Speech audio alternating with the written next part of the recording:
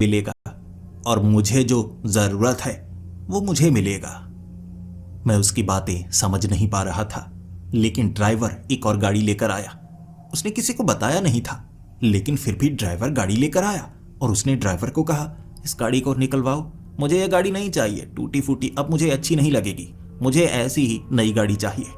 उसने ड्राइवर को यह कह दिया था और फिर उस बड़ी हवेली में वो मुझे लेकर गया। 50 एकड़ जमीन थी, 50 एकड़, और बीच में बनी हुई वो हवेली। कई नौकर चाकर वहां पर मौजूद थे जो सिर्फ एक दिन के लिए आए थे, और ये ड्राइवर भी उसने दूर से बुलवाया था। उसके बाद सबको उसने भेज दिया। जो काम पूरा हो चुका उन लोगों को भी भेज दिया, जो अधूरा काम था सफाई का उन लोगों को भी उसने भेज दिया। फिर मुझे हवेली के अंदर लेकर गया। उस चकाचौंध ने मेरी आंखों को चुंधिया दिया था। बड़ी बड़ी कुर्सियां, महंगे महंगे सोफे। कितना अमीर आदमी है। इसकी कई कंपनीज हैं जो पहले से चली आ रही हैं, ना सिर्फ देश में बल्कि विदेश में। कह सकते हैं पुश्तैनी रुपए। बस ये खुद को राजा नहीं कह सकते, लेकिन किसी राजा से कम नहीं है। इस आदमी की पूरी हिस्ट्री पढ़ी थी मैंने, लेकिन फिर मेरे सामने बैठकर कहने लगा, अब मैं ज्यादा समय बर्बाद नहीं करना चाहूंगा, क्योंकि समय तुम्हारे पास भी नहीं है, समय मेरे पास भी नहीं है। मैं अमीर हूं इसीलिए तुम्हारे बारे में सब कुछ जान गया। मुझे हर किसी की जानकारी होती है, लेकिन तुम सोचोगे कि इतने लोग हैं, क्या मैं हर किसी की जानकारी रखता हूं जो मेरे आसपास आने की कोशिश करता है? नहीं, मेरे पास बहुत कुछ ऐसा है जो साधारण नहीं है, बस उससे मुझे जानकारी मिल जाती है। बाकी काम की बात करें तो तुम्हें चाहिए रुपए और मुझे एक खास चीज चाहिए। 1 करोड़ रुपए मैं तुम्हें दूंगा, जो तुम्हारे बैंक अकाउंट से तुम्हारे माँ बाप के अकाउंट में चले जाएंगे। बाकी सारा काम मेरा, टैक्स का वगैरह, कोई तुम्हें परेशान ना करे, वो सब काम मैं पहले ही कर दूंगा। लेकिन जो तुम्हें करना होगा वो थोड़ा मुश्किल है। कोई आम इंसान वो काम कर नहीं सकता। मैं ना कैसे कर सकता था? 1 करोड़ रुपए, चाहे मैं जो भी कर लूं, 1 करोड़ रुपए मैं कमा नहीं सकता। लेकिन फिर भी कुछ ऐसा ना हो जो बुरा हो। और मेरे मन की बात पढ़ रहा था वो। उसने मेरी जबान पर ही कह दिया, कोई गलत काम नहीं है, लेकिन कुछ ऐसा है जिसमें तुम्हें खतरा होगा, किसी और को खतरा नहीं होगा, किसी को नुकसान नहीं पहुंचेगा, लेकिन तुम्हें नुकसान पहुंच सकता है। डरोगे तो नहीं? मैंने हंसते हुए कहा, मैं तो मरने वाला हूं। अब मौत की तारीख तक पता लग गई है। 1 साल 365 दिन, और 365 दिनों के अंदर अंदर मैं मर जाऊंगा। थोड़ा पहले मर जाऊं तो कोई परेशानी नहीं होगी, लेकिन परिवार वाले तो खुश रहेंगे ना। फिर क्या? उस आदमी ने कहा, तुम बिल्कुल सही इंसान हो यह काम करने के लिए। मैंने अब उससे वो काम पूछा जो मैं कर सकता हूं, क्या कोई और वो काम नहीं कर सकता? फिर उसने मुझे बताया उस किताब के बारे में जो बहुत ज्यादा मशहूर है, और कहते हैं जो भी उस किताब को पढ़ता है वो मर जाता है, उसका बचना असंभव है। लेकिन मैंने उस आदमी से पूछा, तो वो किताब आपके पास है? लेकिन मैंने तो सुना है वो एक रईस परिवार है, एक शाही परिवार, उसके पास वो किताब है और बहुत ज्यादा सुरक्षित जगह पर रखी हुई है। उसने कहा, हाँ 2 काम हैं। मान लो कि उस किताब को वहां से लेकर आना है, चुराना समझ लो, फिर उस किताब को पढ़ना है। जब तुम उस किताब को पढ़ोगे तुम मर जाओगे। वैसे भी तुम्हारी मौत तो लिखी हुई है ना, तो तुम्हारे परिवार को फायदा होगा। और मुझे क्या फायदा होगा? वो जब तुम्हारे हाथ में किताब हो तब मैं तुम्हें बताऊंगा। उसकी बातें सुनकर मुझे बहुत ज्यादा डर लग रहा था, लेकिन वो किताब को लेकर आना तो बहुत बड़ी परेशानी होगी, उसमें ही मैं मारा जाऊंगा। एक शाही परिवार के एक बड़े महल समान घर के अंदर या किसी और जगह उस किताब को रखा गया होगा, बेहद सुरक्षित जगह पर। मैं कोई चोर नहीं हूं, वहां से चुरा कर कैसे लेकर आऊंगा? उस आदमी ने कहा, चलो मेरे साथ। इस घर में बहुत कुछ ऐसा है जो तुम्हारे काम का है, जो तुम्हारी मदद कर सकता है। चलो मेरे साथ। उस हवेली के तहखाने में वो मुझे लेकर गया। 5 दरवाजे थे, 5 अजीबो गरीब दरवाजे, जिसे चाबियों से नहीं खोला गया। किसी जगह वो अपना खून लगाता, किसी जगह अपना हाथ लगाता, किसी जगह पर वो कुछ मंत्र बोलता तो दरवाजा खुलता। ऐसे वो मुझे तहखाने तक लेकर गया और उस तहखाने में पुरानी पुरानी चीजें पड़ी हुई थी, भयानक चीजें, एंटीक चीजें, खूबसूरत चीजें, बहुत कुछ था। वो एक बड़ा हॉल था, भंडारण किया गया था इन चीजों का, और कुछ देखने में ऐसी लग रही जैसे पहले कभी देखी ही ना हो। वहां उस सामान के बीच से उस आदमी ने एक काला पत्थर निकाला जो एक बक्से में रखा हुआ था। उस पत्थर को उसने छुआ नहीं, बल्कि मोटे ग्लव्स पहने, और फिर वो पत्थर उठाकर उसने कहा अपना हाथ आगे करो। मैं डरा हुआ था। आपने ग्लव्स क्यों पहने हैं? उसने कहा ये कोई साधारण पत्थर नहीं है, ये खास पत्थर है और तुम्हारा आधा काम ये कर देगा। तुम सोच रहे होगे कि उस घर के अंदर जाकर तुम किताब को चोरी करके कैसे लेकर आओगे, लेकिन हम चोरी करेंगे ही नहीं। हम बड़ी आसानी से यहीं से उस किताब को चोरी करेंगे, यहां खड़े खड़े। अपना हाथ आगे करो। अब काम के लिए हां कर चुके हो तो डरने की क्या बात है। मैं मरना नहीं चाहता, तुम मरने वाले हो, काम भी मरने वाला है। हाथ आगे करो। मैंने हाथ आगे किया। वो पत्थर उसने जैसे ही मेरे हाथ पर रखा ना, वो पत्थर मेरे हाथ में चला गया, काले रंग के तेल की तरह। मेरा हाथ पूरा काला हो गया था, मेरे शरीर की नसें भी काली काली सी हो गई। लेकिन फिर उसने कहा, आओ, एक तरफ टेबल पर बैठना होगा तुम्हें। मुझे उसने एक कुर्सी दी। मैं उस कुर्सी पर बैठा। टेबल पर मैंने हाथ रखा। मैंने सीधा हाथ रखा था और उसने कहा हथेली उल्टी करो। जैसे ही मैंने अपनी हथेली को उल्टा किया, मैं एक अलग जगह पर पहुंच चुका था। एक हाईटेक कमरा, चारों तरफ कांच लगा हुआ, तलवारें पड़ी हुई थी, ढेर सारी और चीजें पड़ी हुई। ऐसा लग रहा जैसे कोई म्यूजियम हो। फिर उस आदमी की आवाज मुझे सुनाई दे रही। भले ही उस कमरे में था, लेकिन मुझे आवाज उस आदमी की वो पुराने वाले उसके हॉल के अंदर से आ रही, जैसे मेरा शरीर वहीं पर हो, लेकिन एक नया शरीर लेकर मैं यहां पर आ गया हूं। फिर उसने कहा, वो जो किताब है ना, बिल्कुल तुम्हारे सामने होगी, वो 2 तलवारों के बिल्कुल बीच में। डरने की बात नहीं है। अब तुम कांच के आर पार जा सकते हो, किसी भी चीज के आर पार जा सकते हो, लेकिन कुछ एहतियात तुम्हें बरतनी होगी। मैंने आगे की तरफ चलना शुरू कर दिया। मेरी टांगे नहीं थी। मैंने कांच में अपना रिफ्लेक्शन देखा। मैं एक धुएं के समान था, काले चूल्हे जैसे कोई धुआं हो। शरीर नहीं था मेरा, जमीन से उठा हुआ। मैं उस कांच के आर पार चला गया। उन 2 तलवारों के बिल्कुल बीच में एक दरवाजा बना हुआ। मैं उस दरवाजे के पार चला गया। आगे एक कमरा था, उस कमरे के बिल्कुल बीच में रखी हुई वो किताब। चारों तरफ लेजर्स लगी हुई थी, लेकिन मैं एक प्रेत के समान, जैसे ही मैंने उस किताब को पकड़ा, मेरे कान में आवाज सुनाई दी, एक हाथ से किताब को पकड़ो, दूसरी हथेली फिर से सीधी कर दो। मैंने ऐसा ही किया। एक हाथ में किताब पकड़ी, फिर अपनी हथेली को जो उल्टा किया हुआ था मैंने अब सीधा किया। मैं उस टेबल पर था, मेरे हाथ में अब भी वो किताब थी। और फिर वो आदमी कहने लगा, लो, हो गया काम। आधा काम तो हो गया ना, अब बाकी का आधा काम करना होगा। ये वो किताब है जिसे कोई भी पढ़ता है तो वो मारा जाता है। तुम्हें इस किताब को पढ़ना होगा, क्या है इसमें महसूस करना होगा। मैंने उसको कहा, लेकिन इसे पढ़ने से मारा जाएगा जो भी इसे पढ़ेगा, तो आपको इससे क्या फायदा? मेरे मरने से आपको क्या फायदा?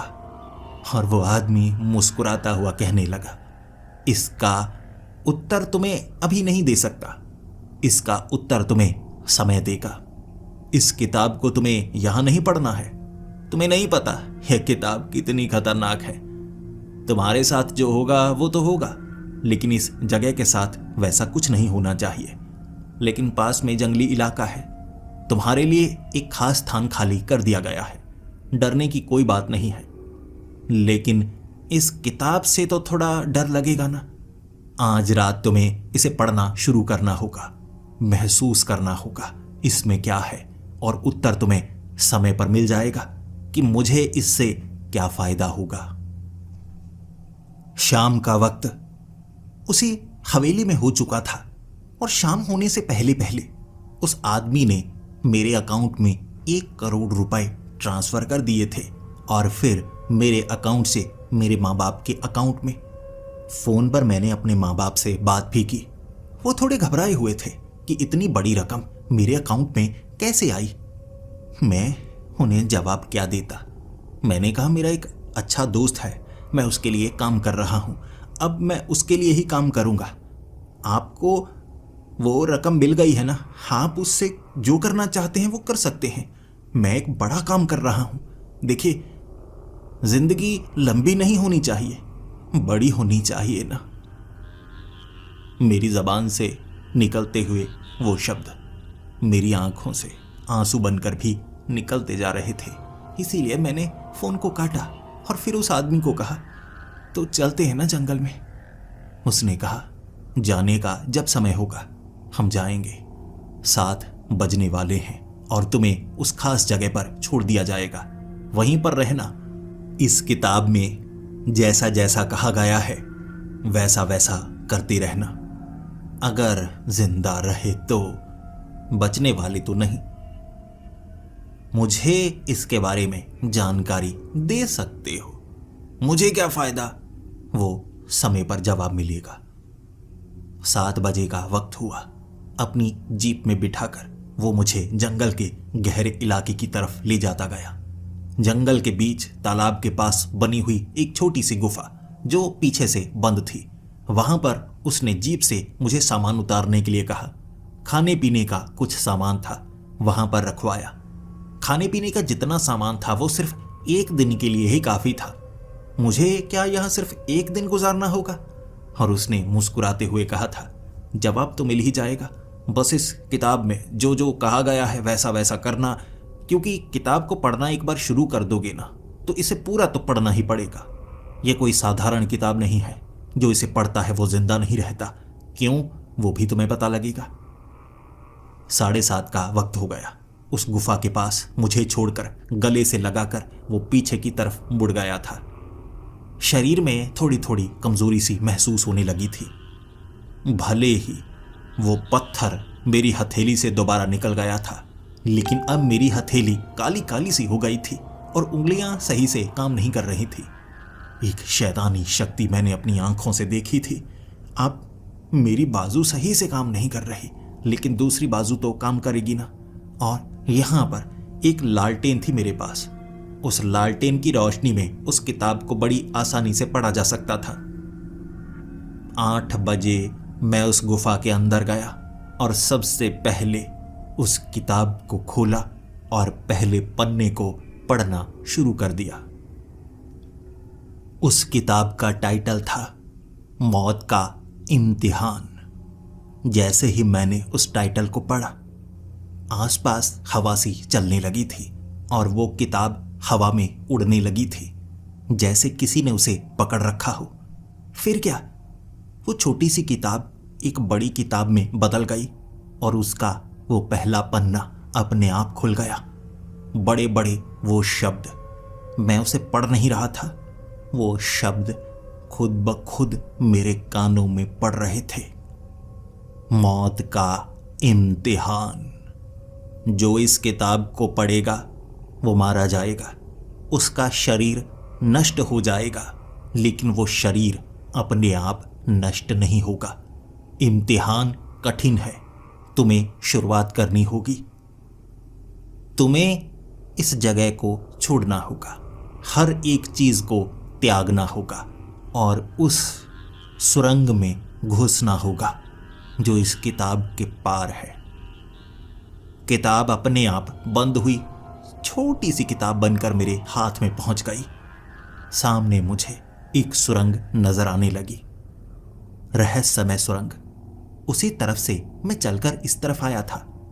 पहले वहां पर कोई सुरंग नहीं थी, अब वो सुरंग मुझे नजर आने लगी थी। इसीलिए मैं सोच में पड़ा हुआ, क्या ये काम मुझे करना होगा?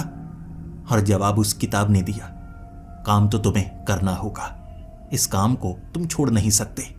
आगे के पन्ने पर शब्द तभी आएंगे जब तुम उस सुरंग के अंदर जाओगे, और अगर तुम मना करोगे, तुम्हें कुर्बानी देनी होगी, अपने शरीर के एक अंग की कुर्बानी देनी होगी। मैं घबराया हुआ, कुर्बानी क्यों? अगर कोई ये काम ना करना चाहे तो? उसने कहा, कुर्बानी देते रहना होगा, शारीरिक अंग कटते जाएंगे, सजा मिलती जाएगी। किताब का पन्ना अब तुमने पढ़ा है, किताब को पूरा तो पढ़ना होगा, मौत का इम्तिहान देना होगा। मैं उस सुरंग के आगे खड़ा हो चुका था, डरा हुआ। भले ही मैं मरने वाला था, लेकिन ऐसा कुछ देखकर तो डर लगेगा ना। वो सुरंग के अंदर पेड़ों की जड़ें थी, सांपों की तरह हिल रही थी। रास्ता काफी छोटा सा था, उसके बीच से मैं निकलता तो उन जड़ों को छूता हुआ जाता। घिन आ रही थी मुझे, बहुत ज्यादा घिन। लेकिन जब पीछे से सांस लेने की आवाज आई, मैंने पीछे मुड़कर देखा। एक भयानक सा चेहरा मुझे नजर आया था। काला चोला पहने एक भयानक सा जीव था, जिसके हाथ में एक तेज धार हथियार था। मेरी बाजू को देख रहा था, वही बाजू जो सही से काम नहीं कर रही। खांसी भी मुझे बहुत ज्यादा आ रही, कमजोरी सी आ गई थी जब से उस पत्थर का मैंने इस्तेमाल किया था। लेकिन वो जीव मेरी बाजू की तरफ देख रहा, और फिर उसने मुझे कहा, नहीं जाना चाहते तो ये बाजू तुम्हें देनी होगी। ये बाजू दे दो, कर दो मना। अगर डर लग रहा है तो मना कर दो, मुझे ये बाजू दे दो, हार मान लो इस इम्तिहान में। मैंने आगे देखा, पीछे देखा। पीछे जो होने वाला था वो आगे से ज्यादा भयानक था, तो मुझे आगे बढ़ना पड़ा। उन जड़ों के बीच से मैं निकलना शुरू हो गया। रास्ता काफी सकरा था, कई जगह छेद थे जिससे अंदर रोशनी हो रही। ऐसा लग रहा जैसे मैं दफन होकर मारा जाऊंगा। जो भी इस किताब को पढ़ेगा वो मारा ही जाएगा। अगर ऐसा कुछ करना पड़े, मना करने पर भी शारीरिक अंग कटने से वो मारा जाएगा। कैसी रहस्यमय दुनिया में पहुंच गया हूं मैं।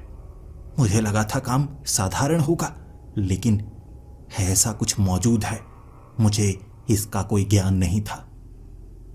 उस सुरंग में उन जड़ों से बचते बचते मैं सीढ़ियों पर पहुंचा। वो सीढ़ियां नीचे की तरफ जा रही थी। मुझे उन सीढ़ियों से शायद अब नीचे जाना था, क्योंकि पीछे तो मैं जा नहीं सकता था। इम्तिहान है तो इम्तिहान मुझे देना ही होगा। सीढ़ियां उतरता गया, गहराई में जाता गया। मैं जितनी गहराई में जाता, सांस लेने में उतनी परेशानी होती। लगभग 500 सीढ़ियां उतरा था। टांगों ने जवाब दे दिया था, लेकिन तल नहीं आ रहा। सीढ़ियां मुझे कहां ले जा रही थी? मैं थका हारा कुछ समय बैठा रहा, फिर से चलना शुरू कर दिया। 1 घंटे चलने के बाद मेरी टांगें जवाब दे चुकी थी। मैं और ज्यादा नहीं चल सकता था। इतनी सीढ़ियां उतरा, इतनी सीढ़ियां उतरा। सांस लेने में परेशानी जरूर हो रही, लेकिन इतनी नीचे तक मैं पहुंच गया, और कितना उतरना होगा मुझे नहीं पता था। इसीलिए मैंने उस किताब को निकाला और उसके अगले पन्ने पर पढ़ने की कोशिश की, लेकिन अगला पन्ना पूरी तरह से साफ था। उस पर कुछ नहीं लिखा था। आगे मुझे क्या करना होगा? मुझे क्या करना होगा? मौत का कैसा इम्तिहान है? मुझे कैसा इम्तिहान देना होगा? ना मेरे पास पानी था, ना खाने के लिए कुछ था। बार बार मुझे सीढ़ियां उतरना पड़ता, कोई जवाब देने वाला नहीं था। मैं सीढ़ियां चढ़ता भी, लेकिन थोड़ी सीढ़ियां चढ़ने के बाद एहसास होता जितना मैं नीचे उतरा हूं, ऊपर तक चढ़ना असंभव है। तो नीचे उतरता गया। एक समय ऐसा आया, मेरी टांगे काम ही नहीं कर रही। बैठ गया मैं, रोने लगा, किताब को सामने रखे हुए। अब मैं क्या करूं? अब मैं क्या करूं? तब उस किताब पर अक्षर उभरे थे। मौत के इम्तिहान में जब रास्ता गलत दिशा में लगे तो दिशा बदल लेनी चाहिए। या तो तुम नीचे जा रहे हो या ऊपर, किसी और दिशा का चुनाव करके देखो। बस इतना था उस पन्ने पर। और दिशा कैसे? मैं ऊपर से नीचे की तरफ जा रहा हूं, एक दिशा से दूसरी दिशा की तरफ, लेकिन ये सुरंग संकरी है, छोटी है, सीढ़ियां बनी हुई। नीचे ही तो उतर सकता हूं या ऊपर जा सकता हूं। दिशा कैसे बदलूं और किस तरफ जाऊं? यहां तो सिर्फ दीवारें हैं। मैंने एक दीवार पर हाथ रखा। जो ईंटें थीं उस दीवार की, वो थोड़ी अंदर की तरफ धंसी। मैंने धक्का देना शुरू कर दिया। ईंटें पीछे की तरफ गिरना शुरू हो गई। जैसे ही मैंने अच्छे से धक्का दिया, वो एक दीवार थी, ईंटें पीछे गिर चुकी थीं, रास्ता खुला था। मैं दोबारा जंगल में पहुंच चुका, लेकिन मैं हैरान था। इतना ज्यादा चला था मैं, दोबारा जंगल में कैसे पहुंच गया? लेकिन मुझे भूख लगी हुई, प्यास लगी हुई, घंटों चला था। कितने घंटे मुझे याद तक नहीं, लेकिन मैं पानी पीना चाहता था। सामने एक तालाब था, साफ पानी का तालाब, चमकता हुआ पानी। अंधेरा अब भी था, रात जैसे खत्म ही ना हो रही हो। इतनी लंबी रात, अब तक तो दिन हो जाना चाहिए था, लेकिन साफ पानी। सबसे पहले मैंने वो पानी पिया। शुरू में साफ पानी लग रहा, लेकिन जब मैंने उस पानी को पीकर अपनी प्यास बुझा ली, उस पानी का रंग काला हो गया। फिर क्या, मेरी जबान भी अपने आप लड़खड़ाने लगी, गला भी मेरा काला होने लगा। ऐसा लग रहा था एक भी घूंट अब मैं गले से नीचे नहीं उतार सकता। पत्थर जैसा गला हो गया मेरा। जहर के समान था वो पानी, जहर के समान। मेरे शरीर में सुइयां सी चुभने लगी थी। मैं तड़पने लगा था। जहर से मौत, जहर से मौत होगी मेरी, यही इस किताब का अंत है। ये शब्द बोलते बोलते मैं बेहोश हो गया था। मुझे नहीं पता कितने समय तक मैं बेहोश रहा, लेकिन जब मुझे होश आया था, मेरा शरीर ठंड से ठिठुर रहा था। बहुत ज्यादा ठंड लगने लगी थी। और वही काले चोले वाला एक हथियार को लेकर पीछे खड़ा, कहने लगा, तुम इस मौत के इंतकाम में पीछे नहीं जा सकते। तुम्हें आगे बढ़ते रहना होगा, सफर करते रहना होगा। खोलो अपनी किताब का पन्ना।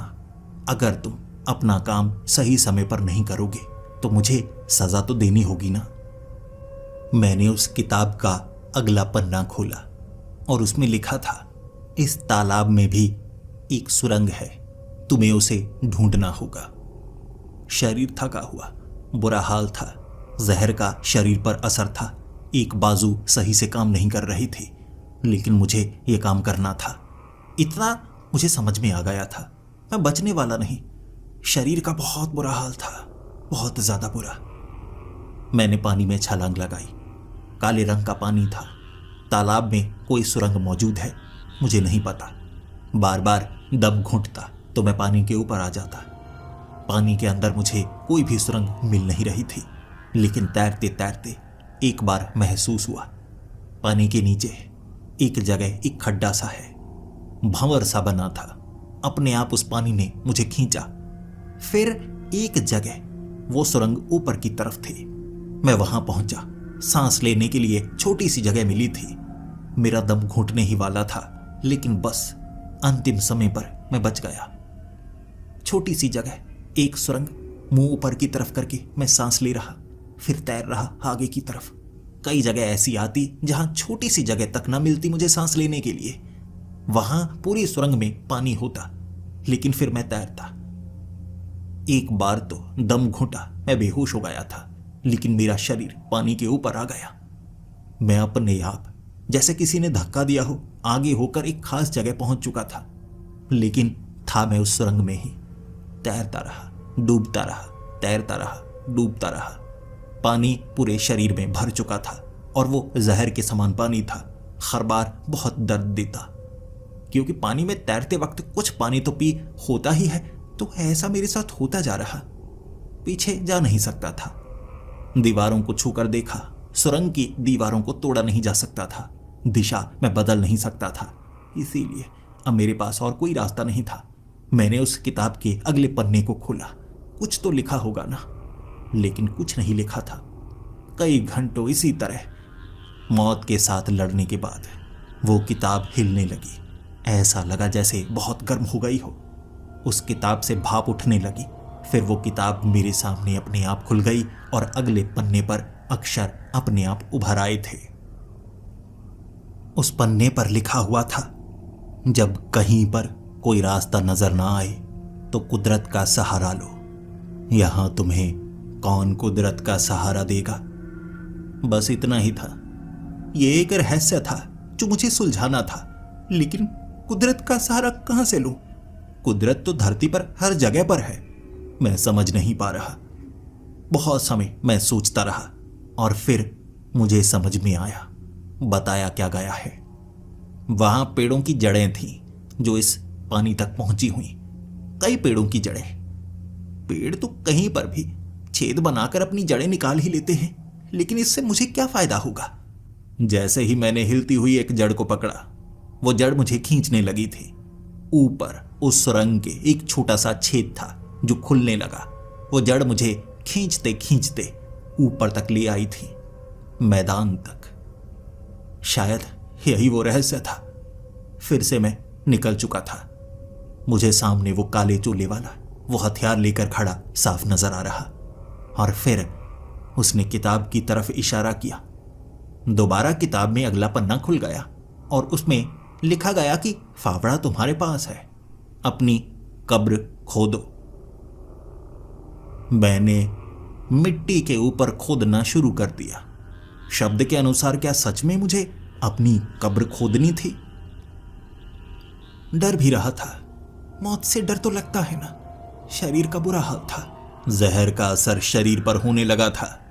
चमड़ी मेरी उखड़ने लगी थी। खून हर जगह से निकल रहा। मेरे शरीर के ऊपर उस पानी से निकलकर कई कीड़ों ने वार किया होगा कि छेद बन चुके थे, जिससे खून बह रहा था। हालत पतली थी। मेरे दांत भी गिरने लगे थे। वो जहर बहुत बुरा था, बहुत बुरा। और इतने समय मैं बार बार उसे पीता रहा, जिंदा रहने की कोशिश करता रहा, और उस जहर ने मुझ पर असर किया था। और अब कई घंटे तक मैं खोदता रहा। शरीर काम करने लायक नहीं था, लेकिन मैं खोदता गया। सही से बताऊं तो 36 घंटे लगा दिए अपनी कब्र खोदने के लिए। 6 फुट गहरी वो कब्र। और उसके बाद बैठकर मैंने कहा, अब क्या करूं? तब उस किताब के अगले पन्ने पर मुझे कहा गया, ताबूत तुम्हें पास में मिल जाएगा। उस ताबूत को लेकर आओ। उस ताबूत में लेटो। मिट्टी खुद ब खुद डाल दी जाएगी। दफन कर दो खुद को जमीन में। वो मुझे आखिरी पन्ना महसूस हो रहा था। उसके बाद कोई और किताब में पन्ना नहीं था। ऐसे तो कोई भी मर जाएगा। किताब को सिर्फ पढ़ना नहीं था, जो किताब में है वो करना भी है, और बचने की कोई चांस ही नहीं। इसे पढ़ने वाला बच ही नहीं सकता। फिर क्या? मैं वो काम करना नहीं चाहता था। मैंने भागना शुरू कर दिया। मैं निकलना चाहता था। ये एक बड़ी मुसीबत है। अब मैं क्या करूं? मुझे डर लग रहा था। ऐसी मौत कौन चाहता है? एक कब्र में दफन होकर मैं भागा।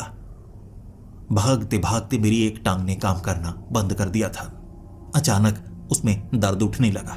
जब मैं गिरा था तब मैंने महसूस किया मेरी एक टांग कट चुकी थी।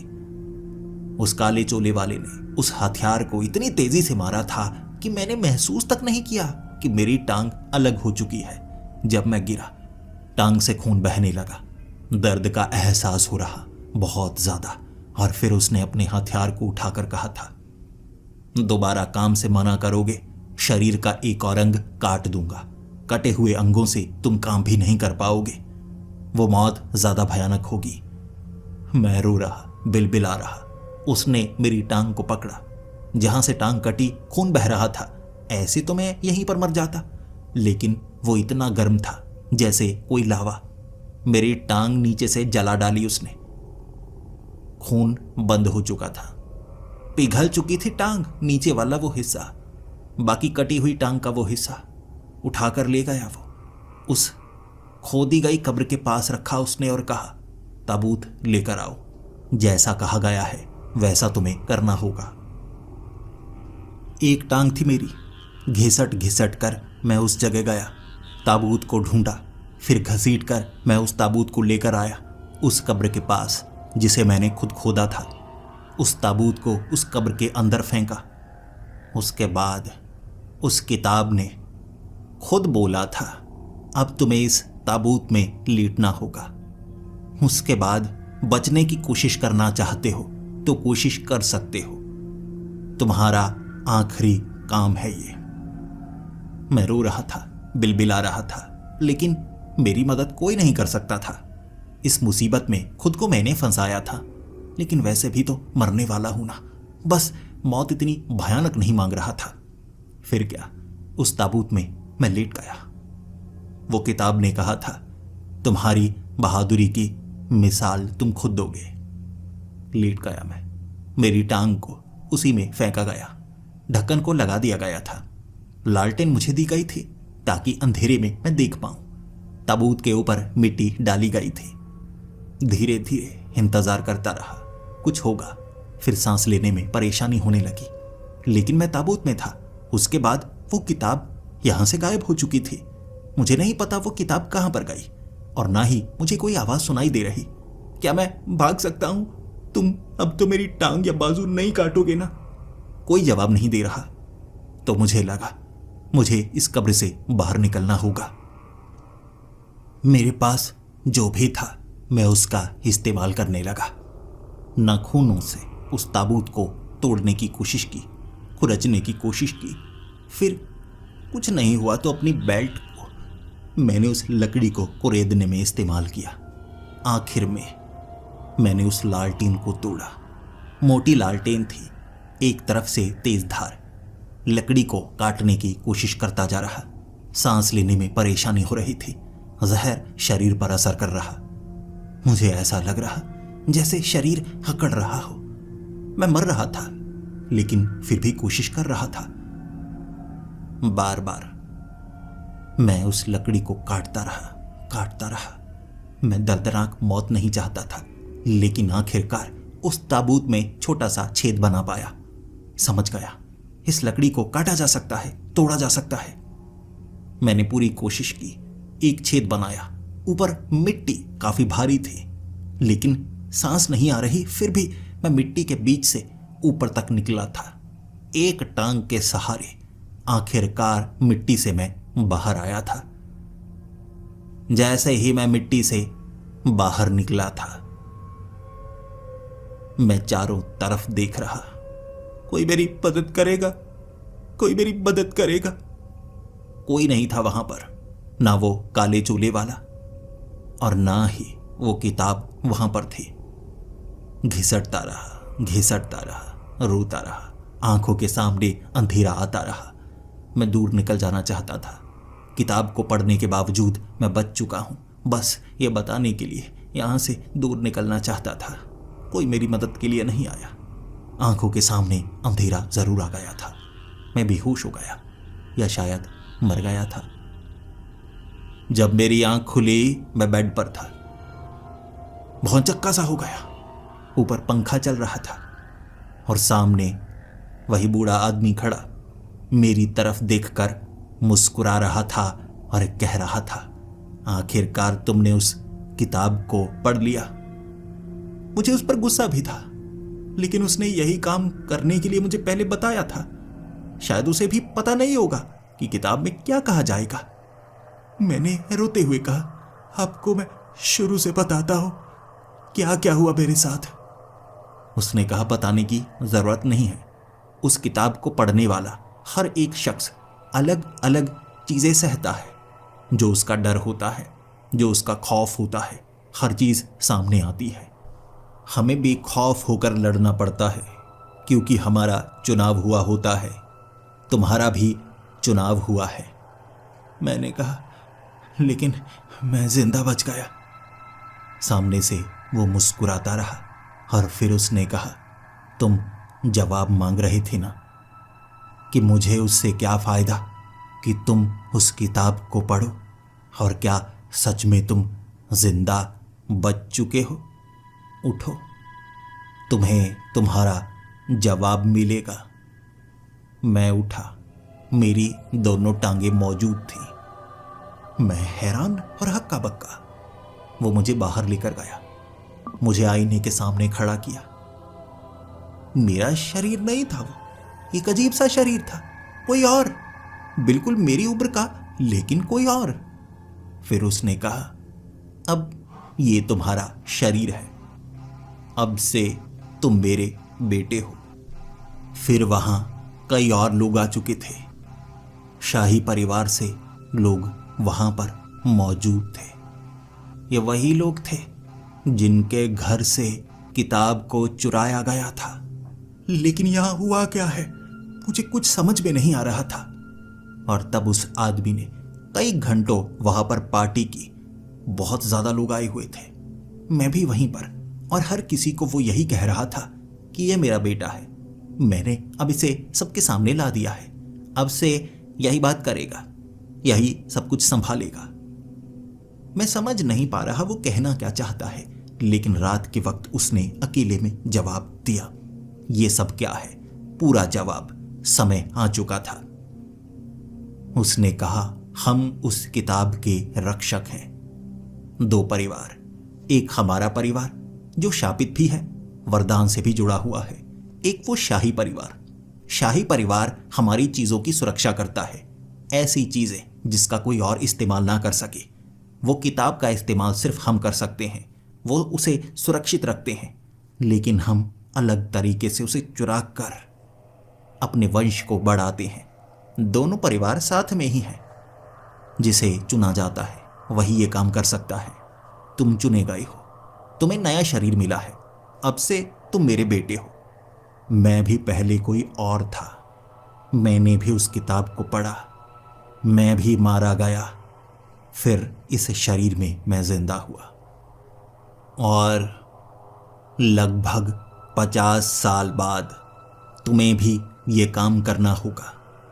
जवाब तुम्हें खुद मिल जाएगा, कैसे करना है तुम धीरे धीरे सीख जाओगे। यहां रखी हर एक चीज किसी ना किसी चीज से जुड़ी हुई है, किसी ताकत से। तुम्हें ये धीरे धीरे समझना होगा। अब से तुम मेरे बेटे हो ना, और अपने माँ बाप को तुम कुछ भी दे सकते हो, क्योंकि अब तुम इस जमीन के, मेरी जायदाद के मालिक हो, मेरे वंशज हो। हमारा ये शापित वंश ऐसे ही चलता है। हमारे कोई संतान नहीं होती, और तुम्हारी नियति 25 साल में तुम्हारी मौत के रूप में तुम्हारे सामने आने वाली थी, लेकिन ये तुम्हारा नया जीवन है। तुम इसे जियोगे इस रूप में। वो मुस्कुराता हुआ हवेली में ऊपर की तरफ चला गया था। बताया था अपने बारे में वो कितना अमीर है, और मैं अब उसका बेटा हूं। नई जिंदगी मिली थी जो मैंने सोचा तक नहीं था। समझने में बहुत समय लगा, लेकिन अपने माँ बाप के मैं सामने आया। वो मेरी बात पर यकीन कर ही नहीं पाए, लेकिन हमारे घराने का ये एक बड़ा राज है। मैंने अपने माँ बाप को कहा, मैं आपका बेटा ही हूं, मैं आपसे हमेशा प्यार करता रहूंगा, लेकिन इसी के साथ मैं उसका बेटा भी हूं। यह शरीर उससे जुड़ा है, मुझे वरदान के रूप में मिला है। मैं मारा जाता, मुझे जिंदगी मिली है, और मेरे कुछ खास काम हैं, वो काम मुझे करने होंगे, लेकिन मैं आपका बेटा भी रहूंगा। जिंदगी बदल गई मेरी, लेकिन वो भयानक रातें थी जिसे मैंने सहा।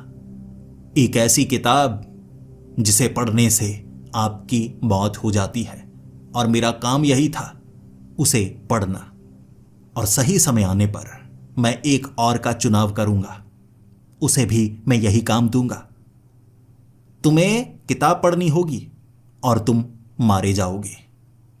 यह होगी उसकी एक अजीब नौकरी, एक अजीब काम। आप बताइए, क्या आप ये काम कर सकते हैं?